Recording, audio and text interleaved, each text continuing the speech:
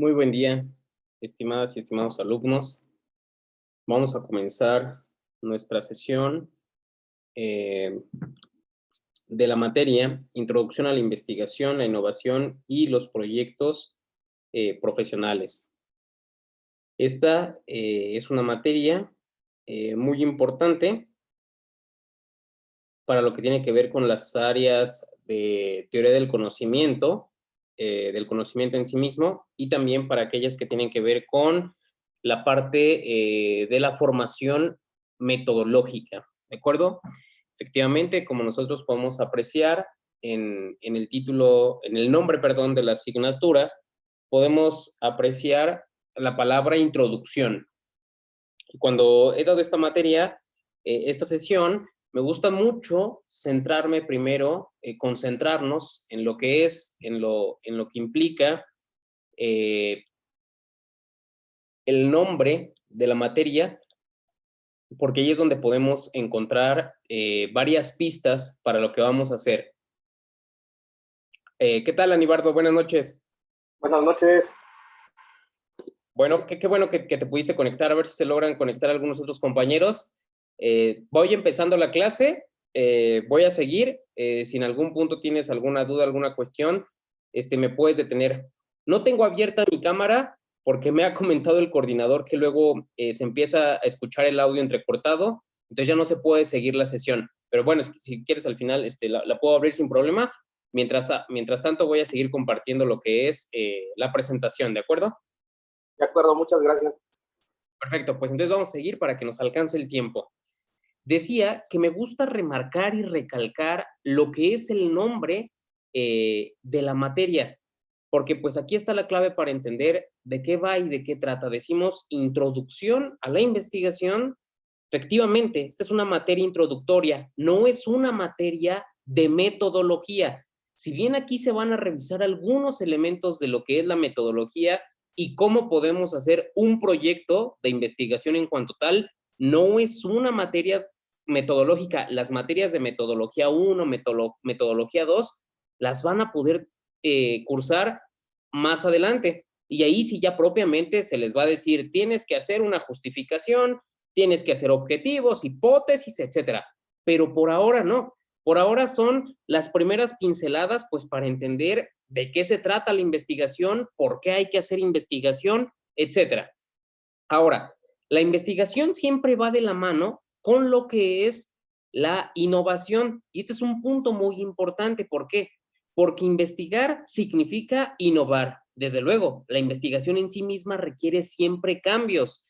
En ocasiones son cambios necesarios, es decir, se tiene que innovar para poder dar un salto hacia adelante. Por ejemplo, con las vacunas se tuvo que innovar para encontrar una medida preventiva, un paliativo, en este caso en el sector de la salud pública. Bueno, en otras ocasiones se hace simplemente por desarrollos de capital privado, de capital público, pero la innovación siempre va acompañando a la investigación.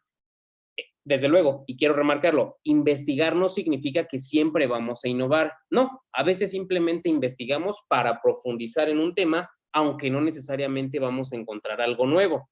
Y bien, tanto la investigación como la innovación se concentra en lo que son los proyectos profesionales.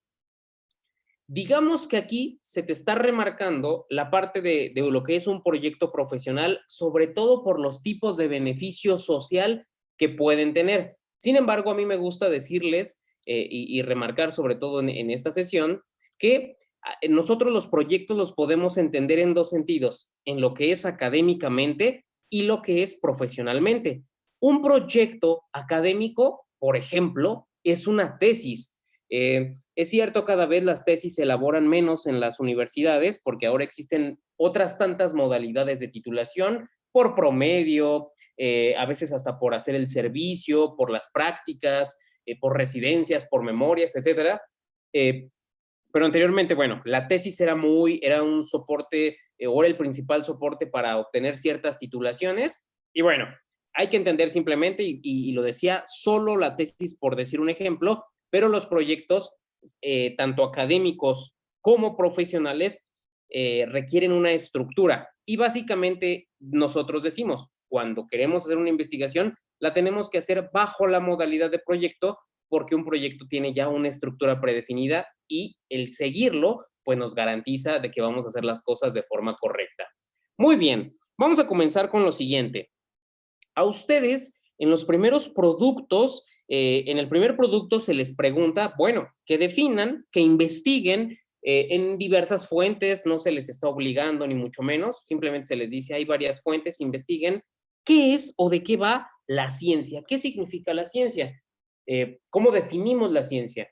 Y aquí nosotros nos tenemos que preguntar, ¿por qué en una clase de introducción a la investigación, la innovación y los proyectos profesionales, por qué nos están preguntando qué es la ciencia?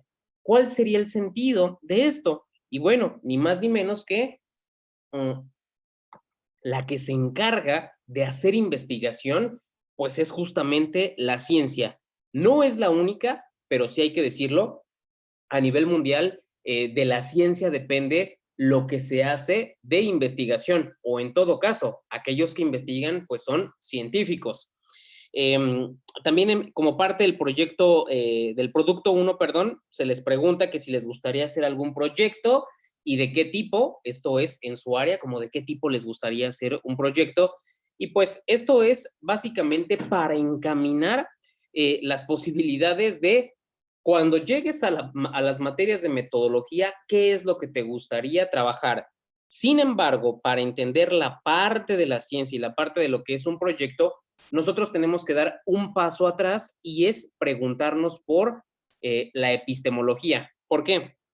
Porque de hecho, a lo largo de varios productos se les va a preguntar por el conocimiento. Por ejemplo, en el producto 5 te van a pedir tipos de conocimiento, en el producto 7 los procesos del conocimiento, y en el producto 2 y 3, por ahí se te pide que hagas unas listas, 20 beneficios de la ciencia, 20 aspectos importantes de la investigación. Bueno, hay que dar un pasito atrás para entender cómo es que esto surge, cómo se deriva, de dónde se da, etcétera. Y aquí nosotros, respecto a lo que es el conocimiento, tenemos que preguntarnos por un área muy concreta, muy específica, que es la epistemología. Si bien no se toca en la guía como tal o en cuanto tal, vamos a decirlo, a profundizar, el hecho de tenerla, de exponerla el día de hoy, pues te va a brindar un panorama para que puedas ubicarte de mejor manera.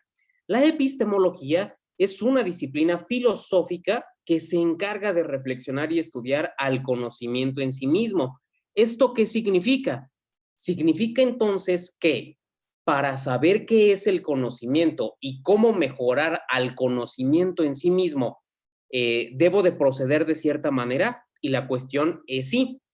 Esto es un aspecto abstracto, porque no estamos hablando de un conocimiento en particular.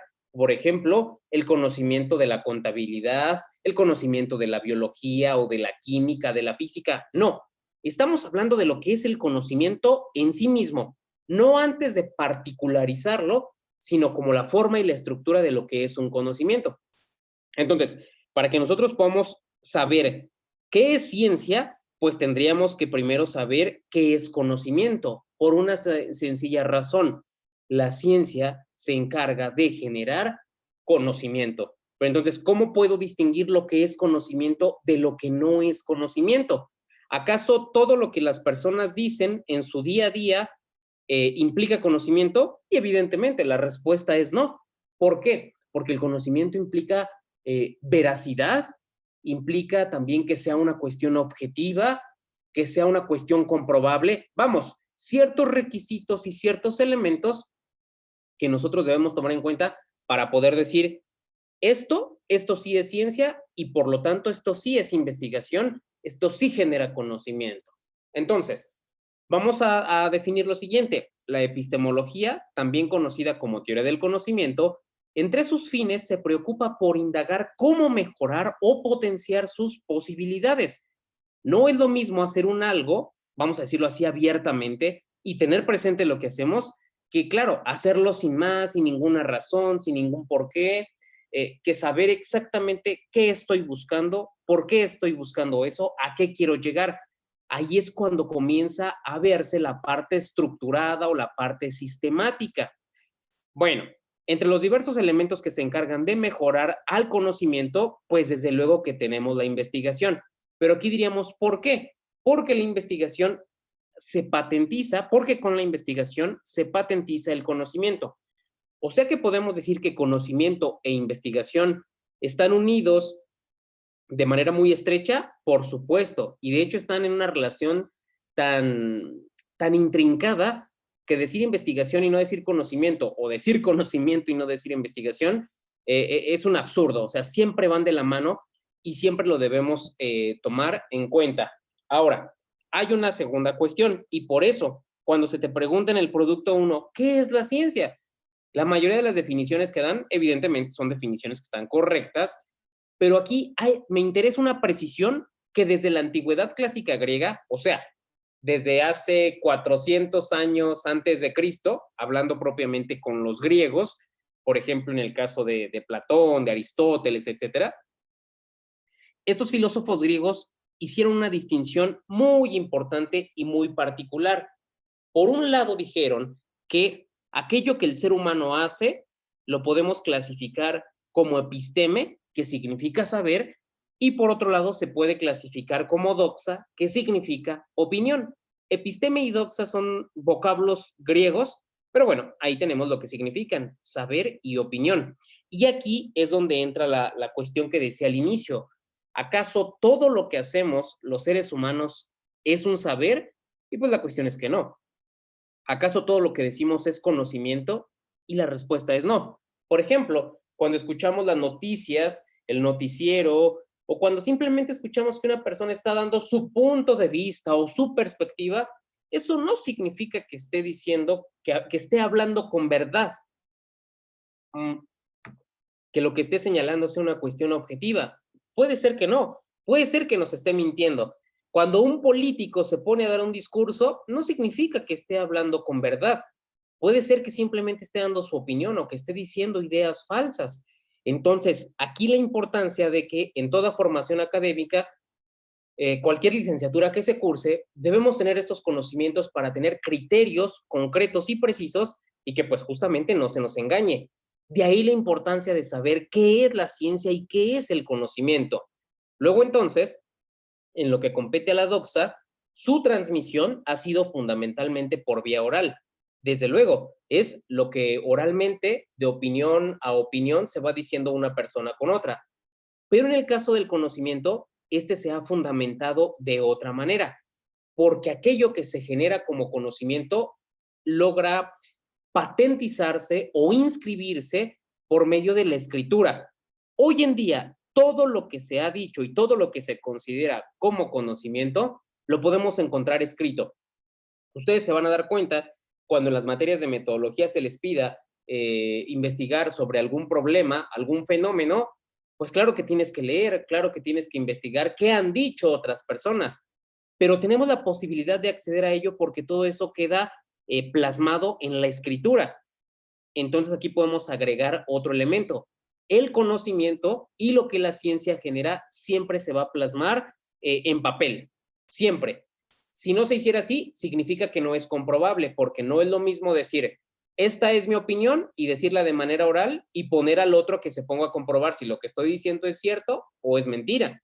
Entonces, cuando está escrito, ahí se adquiere otro rasgo, rigor, para presentarlo a los demás, y pues de esta manera podemos decir, eso que se está presentando, eso es episteme o saber, pero no es opinión. Ahora, de esta grafía o esta escritura es el resultado de un proceso, desde luego, que en el mejor de los casos será sistemático.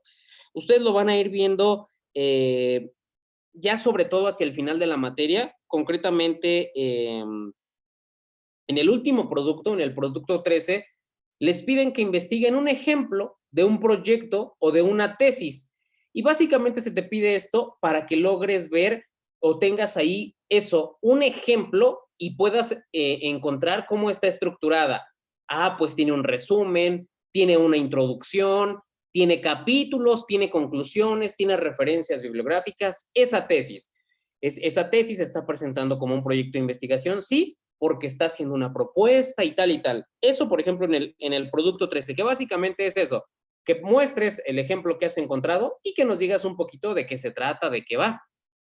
Reitero, porque los proyectos de investigación deben tener una estructura y el hecho de saber y distinguir qué es o de qué va el conocimiento o la investigación en sí misma, pues esto nos ayuda a discernir cuándo estamos ante una mentira y cuándo sí podemos estar ante una verdad. Ahora bien, ¿para qué investigar o cómo investigar? Estas son preguntas muy válidas que cualquier estudiante, desde luego, puede hacer, puede plantear, puede realizar. ¿Y qué sentido tiene investigar? ¿Cómo debo hacerlo? Si tiene un sentido, ¿cómo debo hacerlo? ¿Cómo proceder? ¿Por qué decimos que estas preguntas son válidas?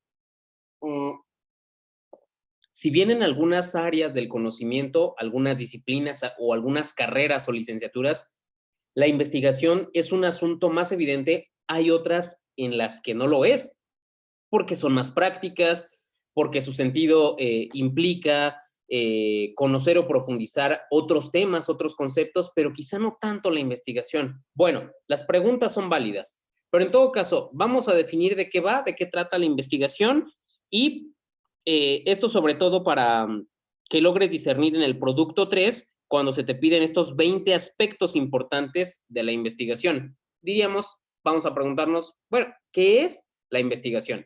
La investigación es un conjunto de procesos sistemáticos, críticos y empíricos que se aplican al estudio de un fenómeno. Ni más ni menos. Aquí se están concentrando varias características muy importantes. La primera de ellas es que se nos dice, la investigación no es de una vez y para siempre, no. La investigación es un proceso, o sea que está constituido por etapas, por pasos. Y sí, efectivamente, es sistemático. ¿Por qué? Porque requiere de un orden. Cuando nosotros, o para que tú puedas distinguir algún aspecto importante de la investigación, pues debes pensar que ese aspecto o ese producto o ese resultado de la investigación ha pasado por una serie de filtros muy rigurosos antes de poder entregar un resultado. Y uno de ellos es la sistematicidad, el orden con el que se realiza algo. Otro de ellos, como parte de este proceso, es la crítica. ¿Por qué la crítica? Porque criticar implica analizar. Es un prejuicio en la actualidad y que se ha difundido sobre todo por los medios de comunicación o algunos otros medios, sobre todo de la televisión, que cuando decimos crítica pensamos que estamos diciendo algo negativo y eso es una falsedad. Cuando nosotros queremos ser críticos con algo es porque vamos a proceder a hacer un análisis, es decir, vamos a profundizar. Y esa parte es muy importante. Analizar implica ver algo en sus partes. No es lo mismo querer comprender un problema observándolo en su conjunto que comenzar a segmentarlo, a desmenuzarlo para ver y entender qué va primero y qué va después, y por qué eso va primero y por qué eso otro va después. Entonces, la crítica es fundamental en la investigación. Si una investigación es crítica, no va a llegar a ningún lado. Ahora bien, ¿por qué decimos que hablamos de procesos empíricos? Por una razón bien sencilla. Y esto nos lo enseñó un filósofo alemán de nombre Immanuel Kant, que nos dijo lo siguiente. Kant nos dijo lo siguiente. Nosotros, para decir que algo se puede conocer, debemos pensar en lo siguiente. Solamente se puede conocer aquello que es un fenómeno. Y aquello que es un fenómeno es algo que se manifiesta. ¿Y cómo yo puedo saber que eso se está manifestando? Bueno, porque mis sentidos me están informando del mundo, porque puedo ver que el volcán está haciendo erupción. Puedo conocer el ciclo del agua porque puedo ver que llueve, que estaba un charco de agua y que después esa agua se ha evaporado, ¿ok? Que se ha formado una nube y otra vez está lloviendo. Es decir, mis sentidos me informan del mundo, lo puedo constatar. Entonces hay una distinción muy clara entre aquello que se puede conocer y obviamente aquello que sí puede ser ciencia y aquello que sí se puede investigar. Y en este caso y en este sentido, nos dice Kant, solamente vamos a conocer los fenómenos. Pero entonces, ¿qué va a pasar con otro tipo de áreas y otro tipo de conceptos? ¿Como cuáles? Muy sencillo. como es el caso, por ejemplo, de Dios. A Dios no lo podemos conocer, porque hasta la fecha a nadie Dios se le ha aparecido vamos, en una forma material. Esto no significa que las personas no puedan tener su fe. La fe es algo muy independiente. La fe se define creer en algo que no puedo ver. Y está perfecto, si las personas tienen creencias, eso está muy bien. Pero entonces lo divino y estas cuestiones metafísicas no se pueden conocer por la simple y llana razón de que no se pueden manifestar, o sea, no es un fenómeno.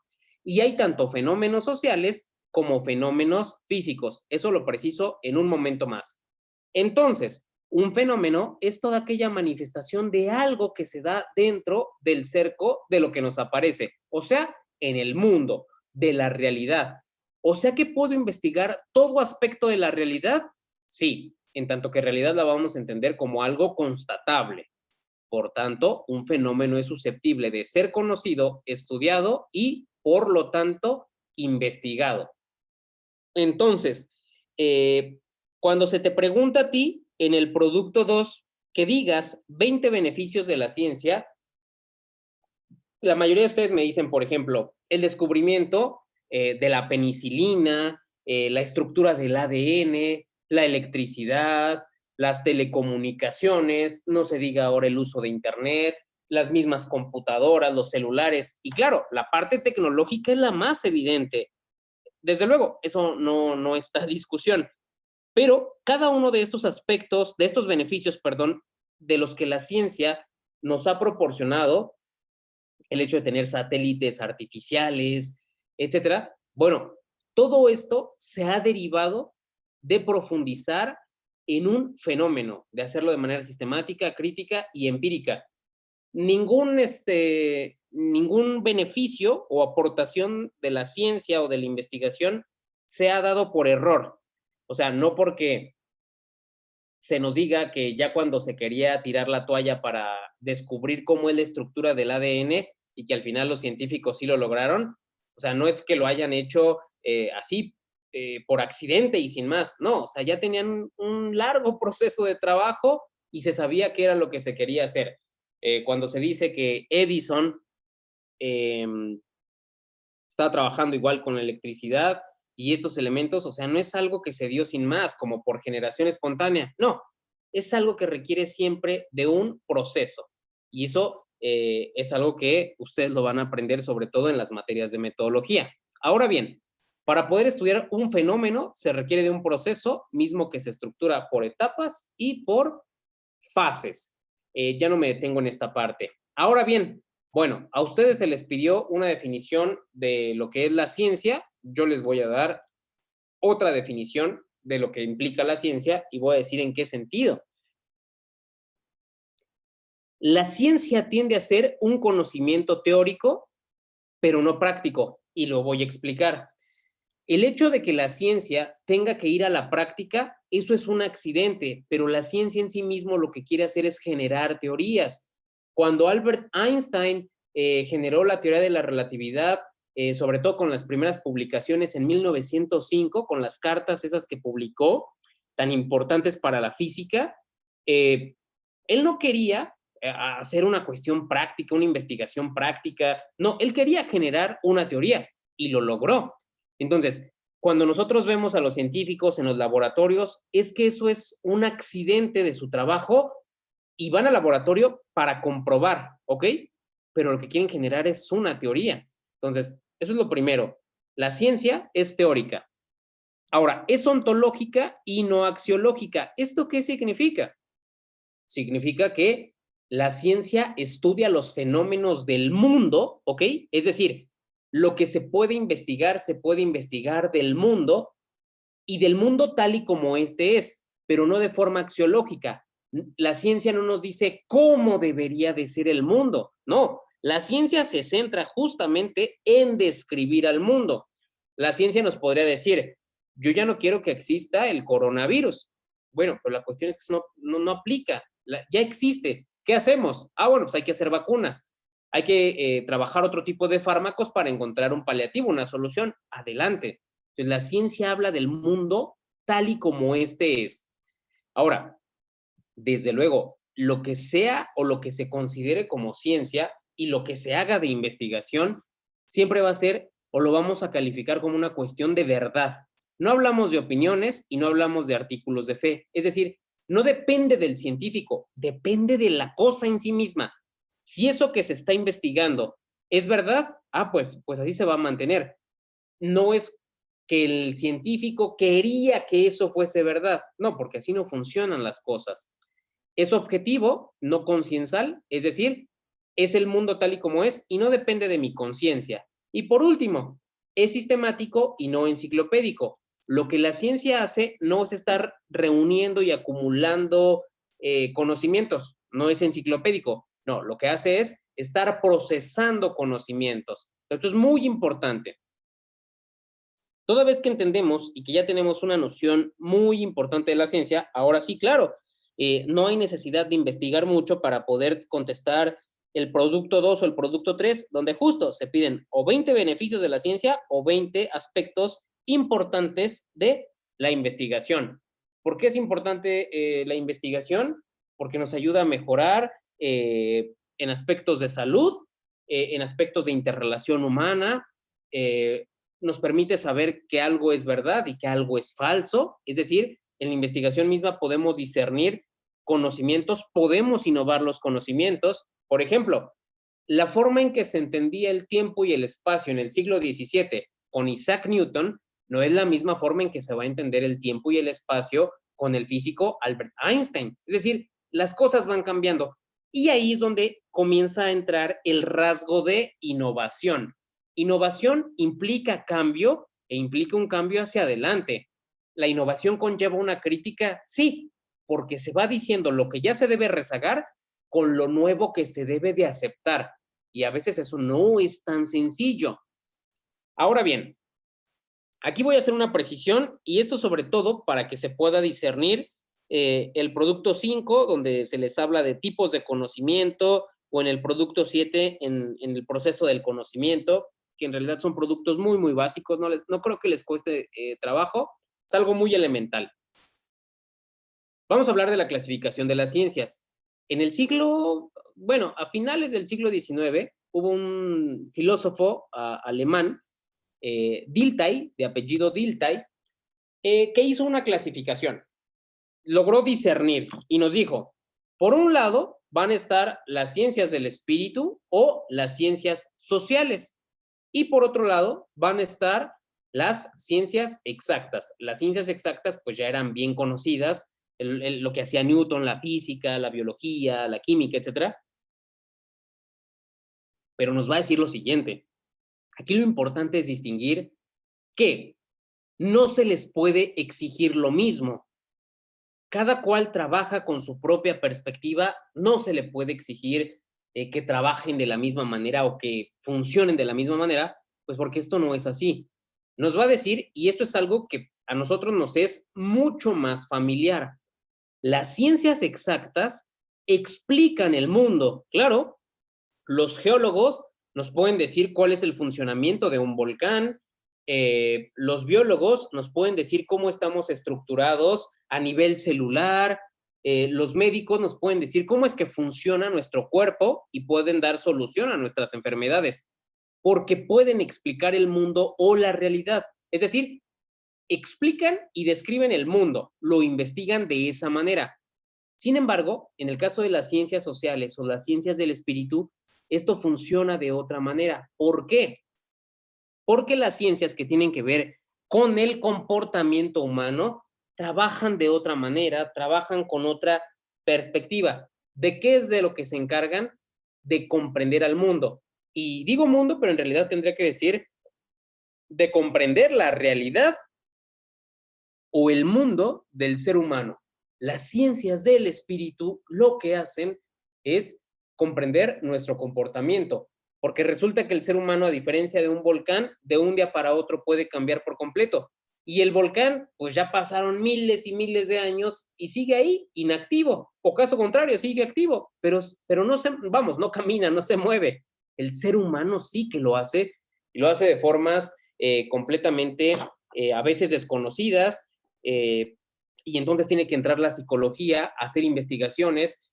A veces lo hace en masas y también en comportamientos extraños, y tiene que entrar la sociología, la historia estudiando nuestro pasado, la política estudiando el poder, la dominación. Vamos, requerimos de todos estos tipos de ciencias y requerimos que todas estas áreas o estas ciencias se encarguen de hacer investigación para poder seguir generando conocimiento que nos ayude a mejorar, vamos a decirlo, como especie o como humanidad.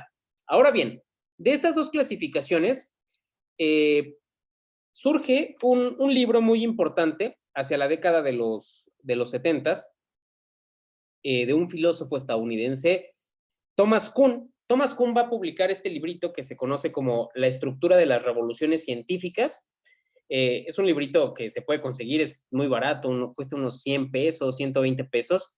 Y aquí este autor nos va a decir, nos va a explicar cómo es que funciona la investigación, pero no la investigación de manera metodológica, sino cómo es que utilizamos nosotros a la investigación y a la innovación. En este libro nos va a hablar de las revoluciones científicas. De entrada, hay que centrarnos en el concepto de revolución. Revolución significa cambio, ¿ok? Una revolución significa cambio. Y este concepto, pues ya sabemos, se utiliza para describir etapas históricas de muchos países, o hasta, por ejemplo, en los coches, donde está el velocímetro, está otro instrumento de medición que se llama tacómetro, y es el que va midiendo las revoluciones por minuto, es decir, los cambios o las vueltas que va haciendo el motor por minuto. Pues eso es lo que significa revolución, cambio. Thomas Kuhn va a decir que el conocimiento lo podemos clasificar en dos grandes paradigmas. Un paradigma es un modelo, en dos grandes modelos. Nos va a decir que por un lado va a estar lo cualitativo y por otro lado va a estar lo cuantitativo. Nos va a decir que las investigaciones que podemos hacer, y ya sobre todo en etapas más concretas, más allegadas a nuestra época, del 70 a nuestro año, pues no han pasado muchos, 50, 51 años, y esto no ha cambiado, ¿vale? Nos va a decir que podemos proceder de dos formas, de forma cualitativa y de forma cuantitativa.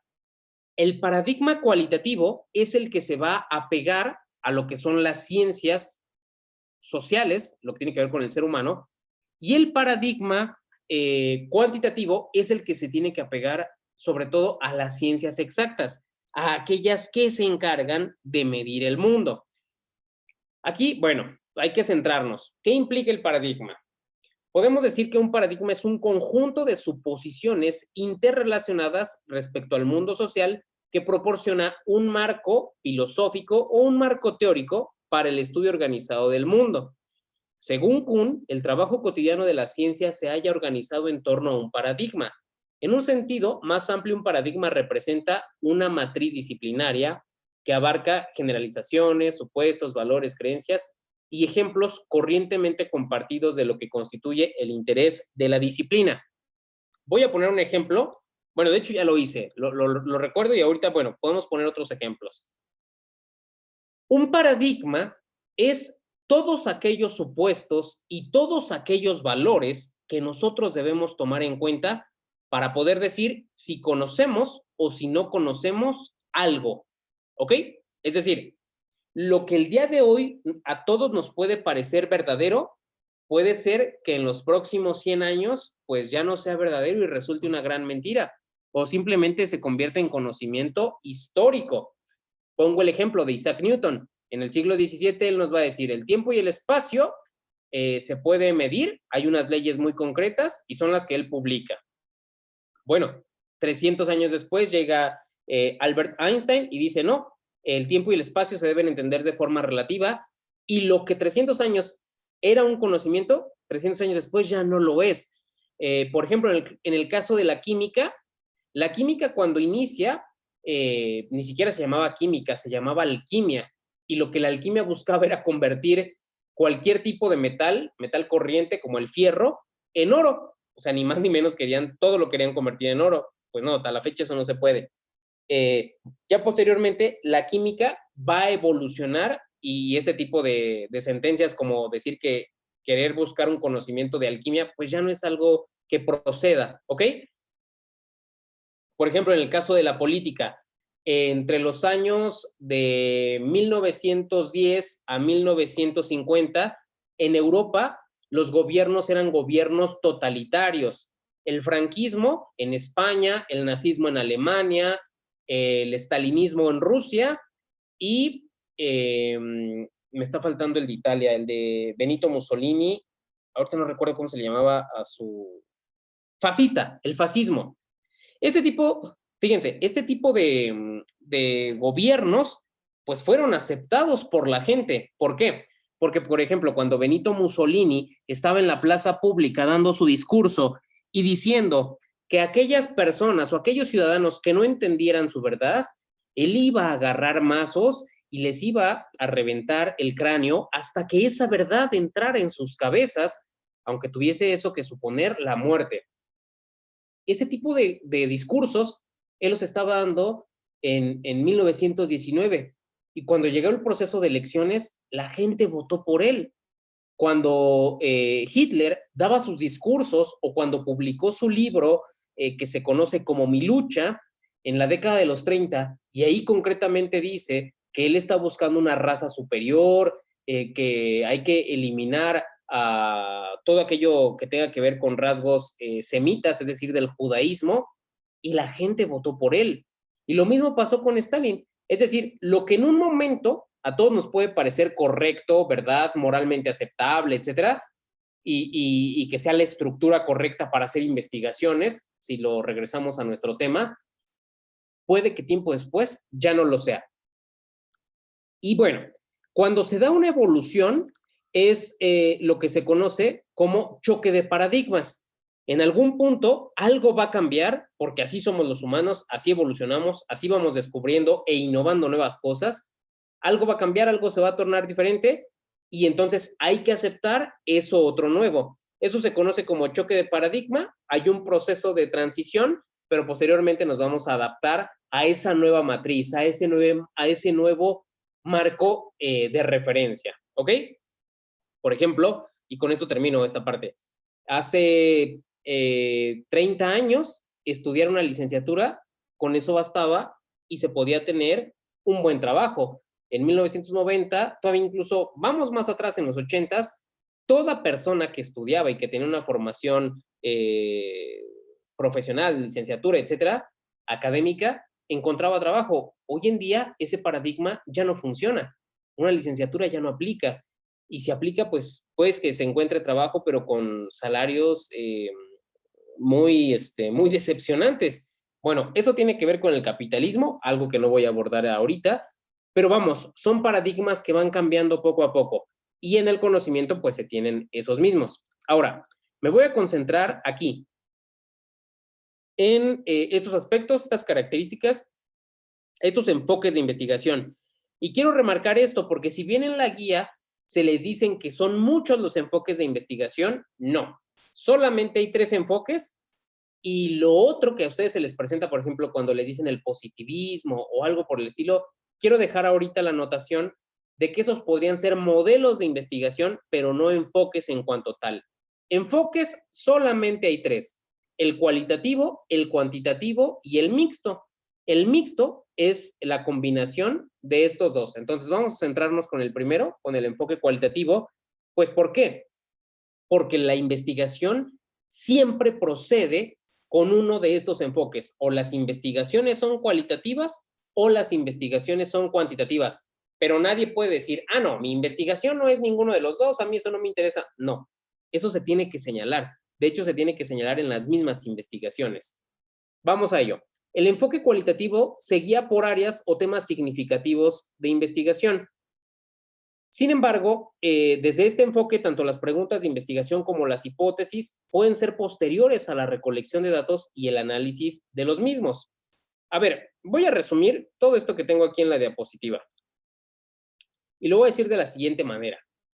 El enfoque cualitativo es un enfoque flexible que nos permite transitar por las etapas de investigación en diversos momentos y en diverso orden. O sea, no es que este enfoque sea caótico, pero por ejemplo, si tenemos 5 etapas, Puedo empezar por la etapa 5, regresarme a la 2, luego a la 4, luego a la 1 y luego a la 3.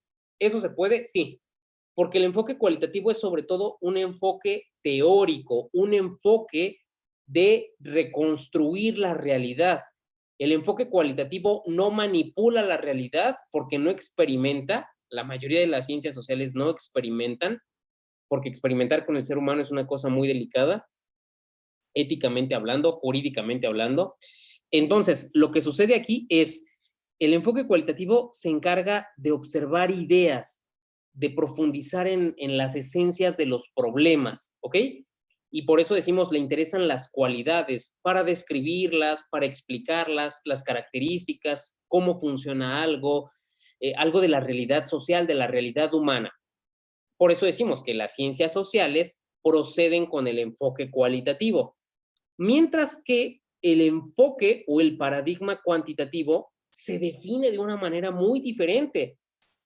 Este enfoque no es flexible, al contrario, es un modelo cerrado, es un modelo estricto, es un modelo cerrado porque procede con un razonamiento lógico-deductivo, es decir, va desde la teoría hasta las proposiciones, la formación del concepto, la definición operacional, la medición de las definiciones operacionales, la recolección de datos, la comprobación de hipótesis y el análisis. Dicho en otras palabras, el científico, cuando llega al laboratorio, no llega a sentarse ahí con sus instrumentos a decir, bueno, ¿y ahora qué investigamos? No. Cuando el científico llega al laboratorio es porque ya sabe qué va a hacer. Es decir, primero estudió el tema, se puso a investigar qué se había dicho sobre dicho tema. Después definió la forma operacional, es decir, el diseño de su experimento. Y ya cuando sabía cómo iba a proceder, cuántas etapas, cuántos días, qué iba a medir, etcétera, ahora sí, llegó al laboratorio. Y cuando llegó al laboratorio, hizo el experimento. Y de este experimento pudo comprobar si la hipótesis que él estaba proponiendo se aprobó o si esta hipótesis se rechazó. Recolectó los resultados, las conclusiones, y ya después se dio cuenta si podía proceder su teoría o si no podía proceder. Dicho de otra manera, si tenemos las 5 etapas, en el enfoque cuantitativo, sí es etapa 1, 2, 3, 4, 5. Es decir, es progresivo y cerrado. Aquí no nos podemos regresar. Por eso el enfoque cuantitativo, la investigación y la innovación cuantitativa que se hace desde esta perspectiva, desde la perspectiva cuantitativa. Cuando estaban haciendo las vacunas, en el laboratorio, sobre todo de AstraZeneca, sobre todo en los primeros meses antes de que se aprobaran, comenzaron a salir ciertas publicaciones de que los resultados que estaban esperando no eran lo que habían proyectado, que algo había salido mal, que los efectos secundarios podían causar alguna trombosis, coágulos en el cerebro, vamos, cosas complicadas, realmente complicadas. Se detuvo un poco la investigación, tuvieron que dar marcha atrás, pero esto no es algo que se haga recurrentemente. En este caso se hacía porque iba a implicar a toda la población del mundo, a toda la población que le llegara ese tipo de vacuna. Pero si observamos, el proceso aquí es muy ordenado y por eso existe el prejuicio de que lo que las ciencias exactas hacen es algo totalmente objetivo o totalmente verdadero. No, no es el caso. Simplemente hay que entender que las ciencias sociales o la innovación o la investigación que se hace en las ciencias sociales es de otro talante, se da de otra manera. Dicho esto, vamos a resumirlo.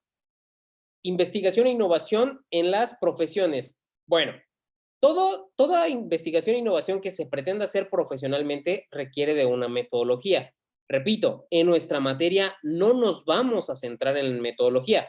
Si después nos encontramos en las materias de metodología 1 y metodología 2, encantado, ahí te digo cómo se hace una hipótesis, cómo se hace un objetivo, preguntas de investigación, pero hasta este punto no nos interesa. Sin embargo, hay que saber que se debe seguir. ¿Por qué?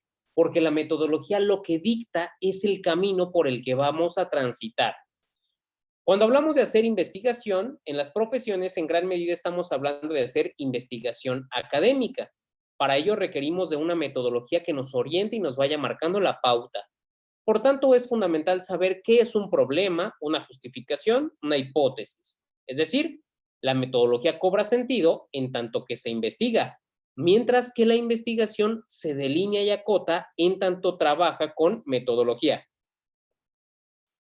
Es decir, la metodología, si no se aplica, es estéril.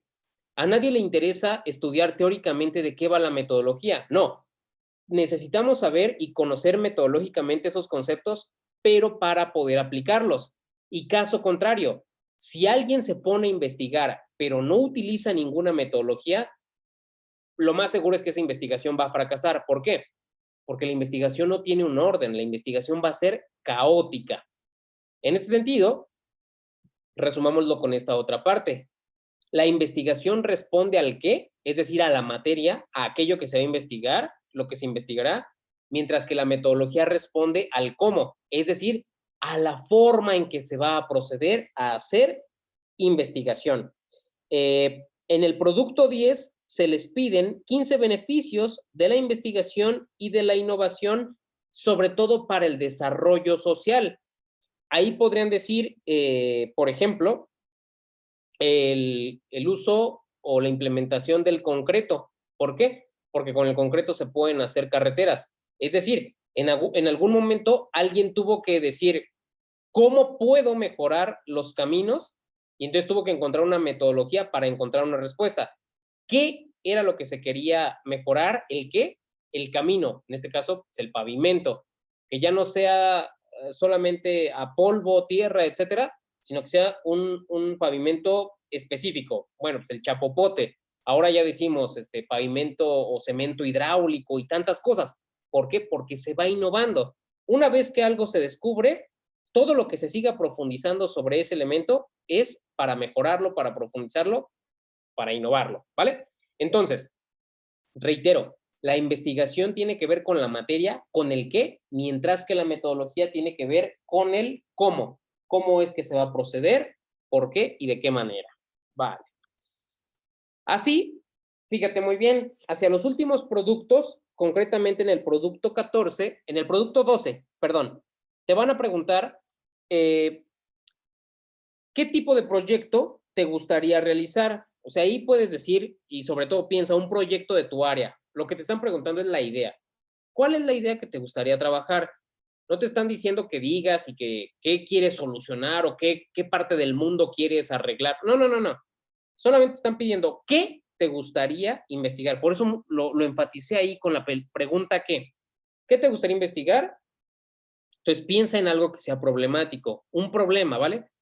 ¿Por qué? Porque todo proyecto de investigación, no importa si es académico o si ya es en el ámbito profesional, hablando con capital público, capital privado, todo proyecto de investigación se resume en abordar un problema. Hay que abordar un problema, este problema debe estar delimitado y acotado, es decir, no puedes decir que vas a abordar el problema de la pobreza en el mundo, porque esto es imposible. Cada país tiene sus propias condiciones para decir por qué hay más pobreza o menos pobreza. Entonces, no, tiene que ser algo concreto. Por ejemplo, en la materia pasada, alguien decía, me parecía que era de Monterrey, no, bueno, sí, del área conurbada de Monterrey, uno de estos municipios, y decía que había un problema con la basura, ¿ok? ¿Por qué? Porque la basura se estaba dejando en los camellones y como puede ser que se recoja, que el municipio la recogía, puede ser que no. Entonces llegaban, por ejemplo, los perros, la desbarataban, esto creaba insectos, un foco de infección. Entonces, ¿cómo puedo yo abordar? ¿Eso es un problema real y concreto? Sí, es un problema real y concreto. ¿No va a curar el coronavirus? Evidentemente no, pero sí es algo que tiene un impacto social, que tiene un impacto en tu área, en tu contexto. Y en el caso de ese alumno, pues por supuesto que así lo estaba proyectando. Entonces le decía yo, ahí tendríamos que considerar el papel del municipio, también el papel del ciudadano. El ciudadano está consciente de lo que hace cuando deja la basura en la calle O, por ejemplo, en el estado de Puebla, la basura, bueno, en la capital, ¿vale? Porque ahí viví un tiempo y lo sé, la basura la recoge el municipio. Entonces, la basura la puedes sacar a la calle después de las 8 de la noche, no antes. Antes te multan. Tiene que ser después de las 8 y a veces la basura por tu cuadra o por tu calle pasa hasta las 12, 1 de la mañana. Bueno, durante toda la madrugada, etcétera, noche se encargan de recolectarlo. Hay que ver cuál es el papel del municipio, cuál es el papel con el que se están organizando. Vamos, son varias variables que pueden ir complejizando. Entonces, mi recomendación es que piensen en un problema que tenga que ver con su área. Si estás en derecho, en informática, en mercadotecnia, en educación, bueno, hay que pensarlo desde ahí para que sea algo que te muestre interés. Y ya lo que puedas decir aquí, que además que sea un problema que tenga pertinencia, sentido, ya cuando lleguemos a las materias de metodología, ahí sí que lo podrás abordar paso a paso y etapa por etapa. Muy bien. Bueno, el asunto de los problemas de investigación es que lo más importante es definirlo, no tanto decir cuál va a ser su solución, eso ya lo veremos posteriormente en la dinámica. Lo que nos interesa es definir el problema. Y para ello es justamente donde entra la metodología. Ahí nos ayuda la metodología a señalar dónde sí hay un problema y dónde no hay. Definir un problema es una cosa complicada, es una cosa que nos lleva tiempo. Pero bueno, eso hay que tomarlo con calma, paso a paso, poco a poco. Entonces, de eso es de lo que se encarga esta materia y los productos, a mí me parece que los productos que les están pidiendo son productos sencillos, algunos, bueno, como los de señalar 20 aspectos, 15 aspectos, las preguntas iniciales, me parece que son sencillas. Yo quiero, sí, me gusta a mí plantear este panorama porque a veces no tiene mucho sentido decir introducción a la investigación, la innovación y los proyectos profesionales. Y la pregunta es, bueno, ¿y eso para qué? ¿A dónde me va a llevar? ¿De qué se trata? Entonces, la intención de esta sesión, sobre todo te lo digo a ti, Anibardo, a tus compañeros cuando vean la grabación, pues era básicamente eso, lograr introducirlos a esta parte. Pero bueno, llegados a este punto, nos quedan algunos minutos. No sé si tengas alguna duda, alguna cuestión, algún comentario. Me parece muy interesante su análisis y toda la introducción que dio. Tengo mucho tiempo que ya no estoy en lo académico. Yo cursé la carrera de ingeniería, pero no me titulé. Entonces voy retomando de nuevo esto. Para mí esto es nuevo y entonces voy empezando. Me doy el tiempo porque trabajo de 8 a 6 de la tarde, entonces me estoy dando el tiempo para volver a hacerlo nuevamente. Perfecto. Mi recomendación, sobre todo por este modelo de educación que tenemos aquí en la Universidad Santander, lo más importante es que administres muy bien los tiempos. Y segundo, ser constante. Seguramente pues tienes otras materias, entonces no dejes espaciar mucho los productos. O sea, aunque vayas avanzando un producto por día en una materia, en otra, eso es muy importante y esto te va a ayudar que cuando llegamos a final de cierre, no estés el último fin de semana, sea todo saturado. Entonces, una buena administración, aunque sea un producto por día, 2 productos, una lectura, eso te va a ayudar.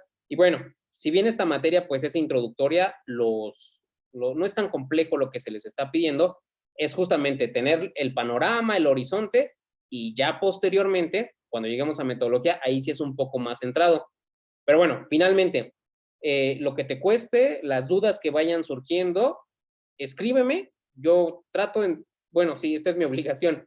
Entro todos los días a la plataforma, sábados, domingos, y siempre, de lunes a viernes, y estoy constante. Entonces, si algo se te complica, no te queda muy claro qué tienes que hacer, lo que sea, escríbeme sin mayor problema por el mensajero o por la parte de la retroalimentación y ahí le damos seguimiento. Mi formación sobre todo es filosófica y es probable que nada más nos encontremos ahorita en esta parte de las áreas de metodología, pero bueno, cualquier duda que tengas, con mucho gusto te puedo apoyar, no hay ningún inconveniente. Y qué bueno que te conectaste porque así ya no queda nada más uno está acá hablando solo y ya le podemos dar seguimiento a esto. Le agradezco mucho. ¿Me pudiera compartir el video o la presentación? La presentación sí, se las puedo mandar a sus correos o en la parte de la plataforma, en la donde dice retroalimentación, ahí se los mando como un archivo adjunto. Ok. Sí, y de hecho va a quedar la grabación de la clase. Ahí en la plataforma, todo lo que ustedes tengan de sesiones, aunque a veces no puedan entrar por los tiempos que se complican, las grabaciones siempre quedan. Entonces, de las clases que les den sus maestros, siempre van a quedar las grabaciones. Ok, perfecto. Me parece muy bien. Me Bueno, quedan claros muchos puntos. Ya había analizado la materia, los productos, y me quedan claros muchos puntos que tenía dudas. perfecto. Pues te agradezco mucho, Anibardo. Me despido porque ahorita en 2 minutos voy a dar otra materia y pues para preparar la presentación. Que tengas una excelente noche y cualquier cuestión, quedo atento ahí en la plataforma. Gracias, profesor. Hasta luego, que estés muy bien. Bueno.